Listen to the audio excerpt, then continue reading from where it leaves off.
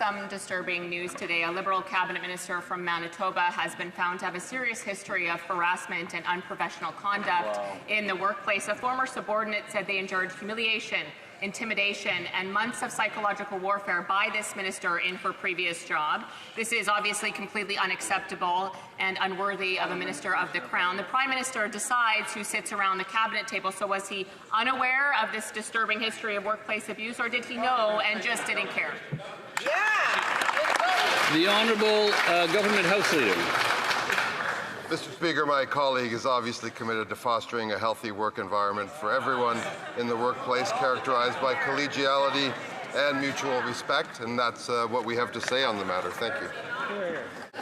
The Honourable Member for Kildonan St. Paul. Mr. Speaker, the victim's experience was substantiated by independent review conducted by a law firm, and many people have been victims of workplace bullying, and few have the courage to speak out, but this brave woman did, and she attempted to contact the Liberal Party, who didn't even dignify her with a response. So really, what message does this send to victims, that if your boss engages of months of psychological warfare, the Prime Minister of Canada may promote them to the highest offices in the land? Truly, this is an unacceptable standard, or does the Prime Minister disagree? Does he believe this is acceptable? The Honourable Government House Leader. Speaker, my colleague is a person of integrity who has been involved in public service on many levels, who has opted to serve her constituents and the public in this way. She's committed to healthy workplaces. She's committed to respect. She's committed to compassion, and she will be working hard to deliver results for her constituents, the people of Manitoba, and indeed all Canadians. This guy's garage.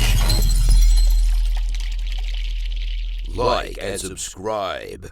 Questions orales, oral questions, the Honourable Member for Calgary East. The government's budgetary watchdog is sounding the alarm bells that interest on the federal debt will soar past $70 billion in 4 years. Debt interest payments already exceed provincial healthcare transfers, military spending, or total GST revenue. Yet this Prime Minister wants to spend even more money than Justin Trudeau did without tabling a budget. Canadians want to know, on what date will the Liberals table a budget? L'Honorable Ministre des Finances. Mr. Speaker, I'd like to thank the member for the question and thank him for doing a great first step this morning, Mr. Speaker. In fact, they voted for the motion, the Ways and Means motions, to do what, Mr. Speaker? To give a break to 22 million Canadians, Mr. Speaker. We told them that Canadians are watching. They watched this morning, but they will watch when we're voting on the main bill, Mr. Speaker. We hope that the Conservative will do the right thing to support Canadians at a time of need, Mr. Speaker. The Honourable Member for Calgary East. That guy should apologize for collecting carbon tax for the last 10 years. Now the OECD says Canada will be hit the hardest in a looming global slowdown as investment flees, that unemployment rises and core inflation climbs. This Prime Minister already broke his promise of capping spending at 2%. Instead, he'll spend 8% and $500 billion of inflationary spending. Why don't the Liberals table a budget today and show Canadians exactly how much more economic vandalism they'll do than Justin Trudeau did? L'Honorable Ministre des Finances. Mr. Speaker, I have more good news for the member if he was to take the time to read. Not only we're giving a break to 22 million Canadians, but we're eliminating the GST for first-time home buyers up to $1 billion, Mr. Speaker. This is a great measure, but not only we're going to be removing the consumer carbon price, Mr. Speaker, from law. All these Conservatives should be celebrating, because I know Canadians are celebrating at home today. Honourable Member for Haldimand Norfolk. And he voted against all of that. Mr. Speaker, I ask you, would you sign a check for $486 billion without knowing where the money was going? That is exactly what this government is asking taxpayers to do. Sign a blank check for $500 billion that will inevitably lead to inflation. Conservatives and the Parliament have voted for the Liberals to produce a budget this spring. So when will this Prime Minister respect the will of Parliament and produce a budget? Honorable Ministre des Finances. Mr. Speaker, it's a great day to answer that question, Mr. Speaker, because what the member is asking is what is in the main estimates. So I know that Canadians would be happy to learn that in the main estimates there are credits for dental care, Mr. Speaker, that are helping a lot of seniors across our country. We're talking about credits for child care, Mr. Speaker, and I know there are members, there are people in our riding that are benefiting from that, and we're talking also about farmer care, Mr. Speaker. Those are programs that are part of the fabric in Canada. They make Canada strong, Mr. Speaker. Member for Haldimand Norfolk. The people in my riding will benefit when taxes go down. The Parliamentary Budget Officer has confirmed that this government's wasteful spending is costing Canadians $70 billion in interest payments just on the debt. That is more than they're spending on health care. The Liberals are back to their old ways of breaking promises. They broke their promise to cap spending at 2% and increased it by 8%. They broke their promise to cut spending on Liberal consultants and increased that by $7 billion. When will this Prime Minister produce a budget and stop wasting taxpayer dollars? L'Honorable Ministre des Finances. Mr. Speaker, you see the difference between the conservative us on this side is that on this side we're proud to support families, Mr. Speaker. We're proud of the dental care program, Mr. Speaker, that is helping our senior. We're proud to have the child care program, Mr. Speaker. And I can tell you, I was at the G7 recently, and colleagues were applauding Canada. Not only it's a great policy, but it's also an economic policy, Mr. Speaker, to generate growth in this country. On this side of the House, we're proud to support Canadians. I just hope the Conservative would come on board, Mr. Speaker. The honourable member for Essex. Speaker, let's be clear. Donald Trump's 50% tariffs on Canadian steel and aluminum are wrong and unjustified. Facing enormous business and job losses, the very Prime Minister who promised to be elbows up is now allowing trade at the new Gordie Howe Bridge to collapse. The Prime Minister promised retaliatory tariffs to secure $20 billion to support steel and aluminum workers. Will the Prime Minister commit today to table a spring budget, or will he just let his empty promises rust? The Honourable Minister for Canada-US Trade and Intergovernmental Affairs. Yeah, keep going, Mr. Speaker. It sounds great. Mr. Speaker, our government received a mandate from Canadians to negotiate a new security and economic partnership with the United States. We entirely share our colleagues' view that the tariffs imposed not only on steel and aluminum at a ridiculously punitive rate of 50% are unjustified and illegal. So are all the other tariffs, Mr. Speaker, imposed on the Canadian economy. That's why Canada responded firmly and clearly, and we also said we'll support our industries and our workers as we get through this together. The honourable member for Hastings, Lennox and Addington. For years, the Liberals have promised families they will lower the cost of groceries, telling Canadians that relief is coming soon. And for years, they have failed families. Their Prime Minister himself said he will be judged by the price of groceries. Mr. Speaker, the cost of everything, from beef to oranges, up to over 25% since the beginning of this year alone. With an additional $500 billion in spending, adding more fuel to the food and inflationary crisis, why can't this Prime Minister even table a budget? Honourable Minister for Jobs and Families. Mr. Speaker, since 2015, child poverty is down by 38%. That's because of programs like the Canada Child Benefit. That's because of programs like the affordable childcare that is all available all across this country. Mr. Speaker, we are working with families, we are working with youth and with children, and we'll continue to do that work together. We hope the opposition gets on board. Member for Hastings, Lennox and Addington. There's nothing to get on board with, Mr. Speaker. Unlike this government, Canadians actually have to budget their money in order to survive. They cannot tax and spend their way out of hunger. After their rent, mortgage, and utilities, they are left with fewer dollars than ever to buy the food their families need. And those few dollars aren't going as far as they used to. Canadians are at their wits' end, and they expect and deserve a plan that delivers relief. Mr. Speaker, will this government exercise a modicum of competency and table a spring budget? The Honourable Minister for Jobs and Families.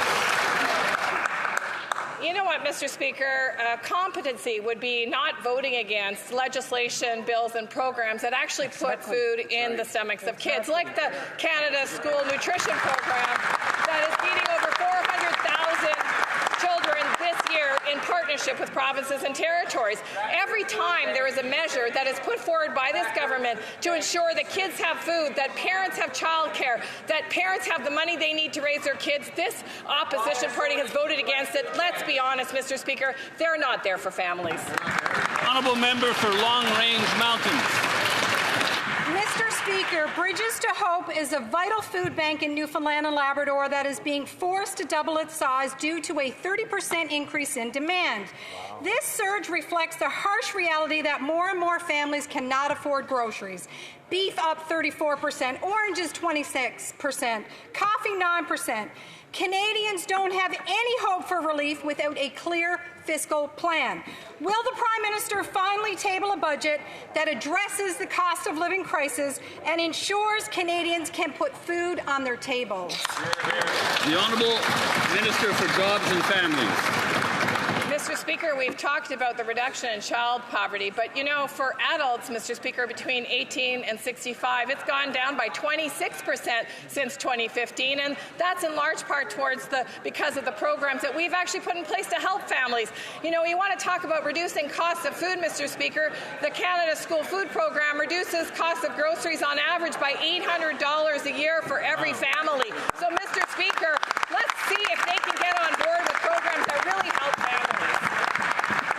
Honourable member for Long Range Mountains. Mr. Speaker, Canadians will hold account by their experience at the grocery store. These are the words of the Prime Minister. Single mothers go to the grocery store, walk out with 2 bags of groceries, enough for 2 days. It costs them $100. Now the Liberals are bringing in $500 billion in new spending, increasing it by 8% when they promised to cap it at 2%. Once again, Mr. Speaker, will the Liberals table a spring budget that reduces inflation and cuts taxes so Canadians can afford to feed their families? The Honourable Minister of Fisheries. Mr. Speaker, thank you. And you know, it's very important in St. John's and Newfoundland and Labrador that we protect children. And the school food program was such an important initiative. And I found it so disappointing that the opposition voted against it. I hope that when there is an opportunity to vote to support this program that does put food in children's bellies, the opposition and the member across will vote to support food for children. Honourable member for Newtecumseh-Gwillimbury. Mr. Speaker, the Prime Minister has admitted he doesn't do his own grocery shopping. He doesn't even know how much a family of 4 spends on groceries. So he either doesn't know or care that Canadian families are struggling to put food on the table because of this Liberal government's failure to tackle inflation. Under the Liberals, the most expensive vehicle now in Canada, Mr. Speaker, to operate is the shopping cart. Will the Liberals put forward a budget plan that will lower inflation so Canadians can feed their families? Honourable Minister for Jobs and Families. Mr. Speaker, they either can't hear or it's a willful ignorance of their own past behaviour. What we see repeatedly is them, the Conservative Party, voting again and again and again against families, whether it's the Canada Child Benefit, whether it's the National School Food Program, whether it's dental care that is providing support to families all across this country and alleviating costs, improving health of Canadians. They vote against it. They're voting against families every single time. Honourable member for Newtecumseh-Gwillimbury. Mr. Speaker, it's the Prime Minister who said, quote, Canadians will hold them accountable based on their experience at the grocery store. Well, their experience is a nightmare, and Canadians are getting fat up. Under this Liberal government, food prices have skyrocketed. But instead of offering a real budget plan, the Liberals are plowing ahead with $500 billion in new spending. Hard-working Canadians are having to foot the bill for this government's runaway deficits every time they shop for groceries. How is this acceptable? The Honourable Minister for Jobs and Families. Mr. Speaker, how is it acceptable when a government offers Canada Child Benefit that lifts over almost 500,000 children out of poverty, that the opposition votes against it, that they muse about cutting that program if they were ever to gain office? It's no wonder that Canadians chose us in the last election. They know who has their back. They know who's fighting for them. And these kinds of narratives don't match the reality they see from Conservatives. The honourable member for Fundy Royal. Mr. Speaker, Atlantic Canadians are suffering under a Liberal government that has allowed housing costs to double and housing inflation to rise faster in Canada than in any other G7 country. In Halifax, homelessness has doubled in just the last 2 years. Over 1,100 in the city are homeless, and 123 of those at least are children. These children do not want more government bureaucracy. They want a place to call home. When will this Prime Minister understand that doing more of the same is actually going to make the problem worse? The Honourable Minister of Housing and Infrastructure. Merci, Monsieur le Président. Thank you for the question. And homelessness is a huge challenge right across the country. And we face a huge challenge in tackling that with affordable housing. We need to be working with the cities and towns, with First Indigenous communities to make sure we are delivering. There's a reason we have a new government here, a new cabinet that's focused on building Canada. Focused first and foremost on building affordable housing for the people who need it the most. Thank you, Mr. Speaker. The honourable member for Fundy Royal. Mr. Speaker, the same old government with the same old failed solutions. This housing crisis didn't just happen. It's the direct result of 10 years of Liberal government mismanagement. After only a decade, rent in Canada has doubled. The amount required for a down payment to buy a home has doubled. Mortgages have doubled. The dream of owning a home in Canada is slipping away for many Canadians. When will this minister understand that doing more of the same and having the same failed policies is not going to result in a solution for Canadians? The Honourable Secretary of State. The Honourable Secretary of State for the Canada Revenue Agency and Financial Institutions. Thank you, Mr. Speaker. Thanks to the member opposite for the question. Mr. Speaker, I'm blessed to have the opportunity to answer questions in this House. But, Mr. Speaker, the member opposite would have a lot more credibility if he didn't vote against the Wrapping Housing Initiative, the Federal Co-Investment Fund, the Housing Accelerator Fund that is community wanted. Mr. Speaker, the Conservatives hold themselves up as stewards of housing. They are not. They voted against every housing initiative that we put forward to help Canadians. Thank you, Mr. Speaker. The honourable member for Pitt Meadows, Maple Ridge. Mr. Speaker, housing has become unaffordable under this Liberal government. According to CMHC, over half of Canadians are struggling to pay down their mortgages. 63% are worried about defaulting. 17% have missed a payment. 26% are using credit to pay off credit. In Greater Vancouver, homeowners are stressed out and not sure how they're going to make ends meet. Will the Minister of Housing acknowledge that Liberal economic incompetence has created this crisis and that we're halfway through the year and we still haven't got a budget? The Honourable Minister of Housing and Infrastructure. Thank you, Mr. Speaker. Well, contrary to Conservative disinformation, housing starts are up across the country right now. We are seeing both year-over-year increase in housing starts and certainly a large increase over when the leader of the Conservative Party was housing minister. Right. That's excellent. We are going to take this forward, Mr. Speaker, with the most ambitious housing plan that's ever been seen in Canada. We are going to build affordable housing across this country. Honourable member for Simcoe Grey. Mr. Speaker, a new TD report says the Liberal housing plan to build 500,000 homes a year is likely to fall well short. But that's really no surprise, since this promise comes from the same party which said it would plant 2 billion trees. TD says even 400,000 homes a year is not possible, since housing starts in Canada actually declined by 30,000 units this year. Mr. Speaker, without a budget, there is no real plan for housing. When will this government table a budget so Canadians can know if this latest Liberal promise will allow them to afford a roof over their head? Great. Here. The Honourable Minister of Housing and Infrastructure. Thank you, Mr. Speaker. Well, this new government is taking action on housing affordability with a GST cut for new home buyers. and we appreciate the support around the House for that initiative to make housing more affordable. Excellent. But we're going to go a lot farther than that. We have to revolutionize how we build housing in this country with modular, off-site construction to make our industry more efficient, to deliver the housing faster, greener, and cheaper. Thank you. Good work. The honourable member for Airdrie Cochrane. Words don't build pipelines. Actions do. Actions like scrapping Trudeau's Bill C-69, his West Coast shipping ban, the industrial carbon tax, the Liberal energy cap.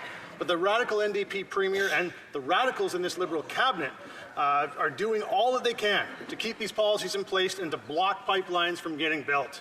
So will the Prime Minister reverse all these Trudeau-era policies and make sure that he shows that he isn't just another wolf in sheep's clothing looking to kill our oil and gas industry? The Honourable Minister of Energy and Natural Resources. Canadians have told us they want us to build and retool our economy. The PM has been clear. The PM has been clear. They want us we want to build a low-cost, low-risk, low-carbon economy. Canadians will build the infrastructure that makes us the strongest economy in the G7. Honourable member for Airdrie Cochrane. Well, he can use all the nice words he wants, but they mean nothing without action. And nothing gets built without removing the barriers. Trudeau's C-69, his West Coast shipping ban, his oil and gas cap, the industrial carbon tax. This Prime Minister claimed that he's the man with the plan, but his plan for the oil and gas sector seems to be the same anti-energy approach as Justin Trudeau. It's time for the Prime Minister to be honest with Canadians. If he can't even find consensus amongst his own cabinet, how is he going to approve a pipeline? Honourable Minister of the Environment and Climate Change. Mr. Speaker, you know what gets things built?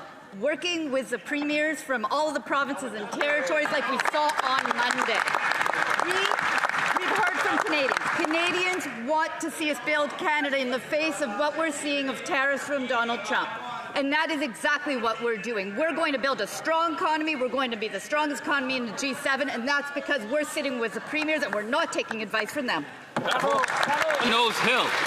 Speaker, the Liberals promised to cap foreign study permits, which also allow people to work in Canada. But new data shows that the Liberals blew their cap out of the water by handing out a whopping 500,000 foreign study permits last year, roughly the same population as all of Halifax. Why did the Liberals bring 500,000 foreign students to Canada during a massive housing shortage and while youth in Canada can't find jobs? The Honourable Minister of Immigration, Refugees and Citizenship. Mr. Speaker, thank you very much for that question. Those figures are inaccurate. It's misinformation. This new government is hard at work to improve our immigration system, and the introduction of Bill C-2 Tuesday was an example of that. We are taking significant steps to preserve the integrity of our system while also upholding our humanitarian commitments, because we understand a well-managed immigration system is essential to a safer, stronger Canada. The Honourable Member for Calgary Nose Hill. So I got those numbers from the minister's website. I went on the website and I read them. So in the middle of a housing crisis, she brought 500,000 people to Canada. These people compete with Canadians for jobs, require housing and health care. If her department's numbers aren't the real numbers, what are the real numbers? The Honourable Minister of Immigration, Refugees and Citizenship. Mr. Speaker, let me give the opposite member a lesson on immigration and on numbers and on permits of visa. There's many applications and many individuals. We recognize that to balance our immigration and to balance and have a good country, we need temporary and we need permanent residents. Some applicants have multiple numbers, and so therefore I would suggest that we look into those numbers a little bit more in detail. Thank you. The Honourable Member for Oxford. Mr. Speaker, despite the Liberals promising Canadians that they're capping immigration, here are the facts. They added over 500,000 more international students. They approved nearly 180,000 more temporary foreign workers. And now we have millions in our country with expired or expiring visas and no plan on how they'll leave. Their mismanagement has put pressure on housing, on healthcare, and jobs. So after missing their own targets to lower immigration and losing control of the system, why should Canadians believe them anymore? Yeah, that's right. The Honourable Minister of Immigration, Refugees and Citizenship. Mr. Speaker, international students are vital to Canada. Just go ask any of our provinces and any of our institutions. So are our temporary foreign workers. They are essential to our agricultural centre, to our fishing centre, to many facets of our population. Having said that, we understand in this new government that we need a balanced system. And for that reason, we have lowered the number of permanent residents as well as temporary numbers. We understand how to balance and how to work efficiently with our system. Thank you. Member for Aurora, Oak Ridges, Richmond Hill. Mr. Speaker, after 10 years of the Liberal government's catch and release policies, Canadian communities are riddled with rising and record crime. People are waking up in the morning hopeful that their car will still be in the driveway. Car thefts have hit record highs in municipalities like Aurora and Richmond Hill. Even worse, violent crimes like home invasions and blatant smash and grab robberies have become a regular occurrence in the Greater Toronto area. Mr. Speaker, when will these Liberals finally focus on the safety of our communities and ensure jail before bail for violent criminals? The Honourable Secretary of State for Combating Crime. Well, Mr. Speaker, I want to take an opportunity to say today we are debating C2, one of the first measures this government has taken to making our streets safer. We are committed to doing the work that's necessary, and there's also good news. The Chief of Toronto has stated that auto thefts have decreased by nearly 39%, home invasions down 42%, homicides down 67%, and shootings down 46%. Mr. Speaker, we will be there to protect Canadians. Member for St. John, St. Croix.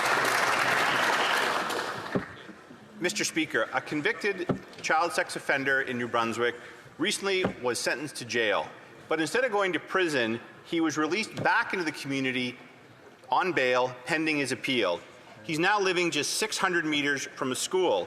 The community is shocked Canada's justice system is so soft on crime. Parents are deeply worried. The victim's family feels betrayed. Will the minister finally admit that Canada's bail laws are broken and fix the loopholes to stop convicted child sex offenders from receiving bail? The Honourable Secretary of State for Combating Crime. Mr. Speaker, once again, I'd like to say the bill that we have tabled and are debating today is going to make it easier for our policing authorities to be able to catch predators of child exploitation. But like I've said before, Mr. Speaker, we're committed to making it tougher for violent criminals to get bail, and we're going to impose stricter sentences for repeat offenders. But like I've said before, Mr. Speaker, the provinces have a huge role to play in the administration of justice, and bail is given by provincial courts. They must do their part as well. The current law states that people who are at risk to the public